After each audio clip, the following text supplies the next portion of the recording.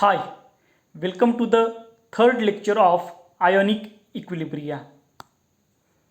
In the last lecture, we have studied definition of degree of ionization.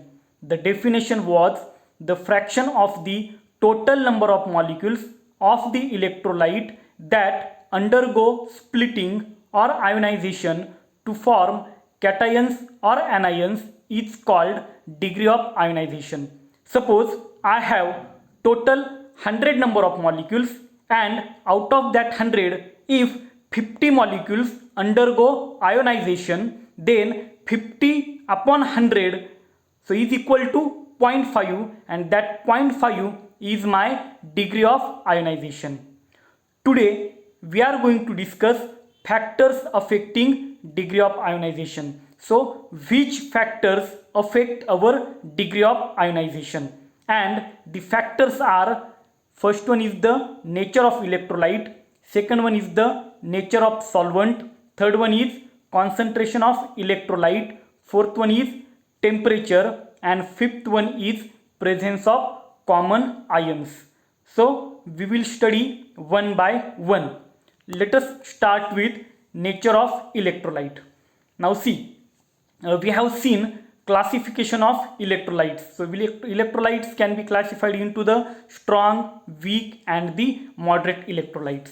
Now when we consider weak electrolytes, they are partially ionized. So there is a no complete ionization of that electrolytes. They get partially ionized. So they are called as weak electrolytes, and as they are partially ionized, their degree of ionization is low because less number of molecules undergo ionization. So their degree of ionization is low. Now in contrast to the weak electrolytes, if we consider strong electrolytes, they are completely ionized. Suppose if we have 100 molecules, and out of that 100, all 100 molecules get ionized. So their degree of ionization is high. Okay, so ionic electrolytes have higher degree of ionization. So strong electrolytes are more ionic. Okay, so ionic electrolytes have higher degree of ionization. So this is first factor. Second factor is nature of solvent. Okay, now the solvents with high dielectric constant and high solvating power ionizes the electrolytes to the greater extent than the solvents with low dielectric constant. Now see, suppose if we consider water and benzene. So water has high solvating power. It means that it solvates more to the electrolyte as compared to benzene. So as its solvating power is more, its degree of ionization is more. Okay, therefore solvents with high dielectric constant and high solvating power ionizes the electrolytes to greater extent than the solvents with low dielectric constant. Benzene have lower solvating power than the water. Third factor is concentration of electrolyte. Now see, this is important point. The extent of dissociation of an electrolyte is inversely proportional to the concentration of its solution. Which solution? The concentration of electrolyte solution. The extent of dissociation of electrolyte is inversely proportional to the concentration of its solution. So it means that the less concentrated the solution, the greater will be the dissociation of electrolytes. And opposite to it, we can say that the more diluted the solution, when our solution is less concentrated, it means that it is more diluted. Okay, so as our solution is more diluted, the greater will be the dissociation of electrolytes. It means that the less concentrated the solution, the greater will be the dissociation of the electrolytes. Now why this happens? See, this is due to the fact that in dilute solution means when we dilute the solution by suppose adding water, the ratio of solvent molecules to the solute molecule is large.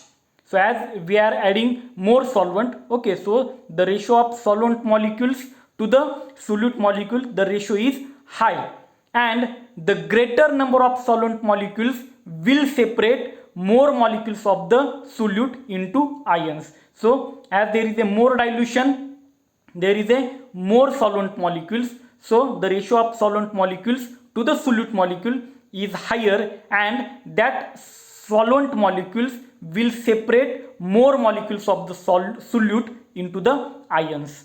Okay, so the extent of dissociation of electrolyte increases with the dilution and decreases with the concentration of its own solution. So this is the effect of concentration of electrolyte. Then fourth factor is the temperature. Now see, the ionization is an endothermic process. Now endothermic means there is a absorption of heat. So when we see the term exothermic and endothermic, so in case of exothermic, heat is evolved. In case of endothermic, heat is absorbed. Okay, so as ionization is endothermic, it means that when we give heat to the suppose solution of electrolyte, that heat is absorbed, as that process is endothermic. So the degree of ionization increases with increase in temperature. So when we increase the temperature, we give heat, and that heat is absorbed by the solution of electrolyte, and it increases the ionization. So the degree of ionization increases with increase in temperature. This is fourth factor. And fifth factor is presence of common ions. Now see, the presence of common ions tends to reduce the degree of ionization. Okay, what is the point?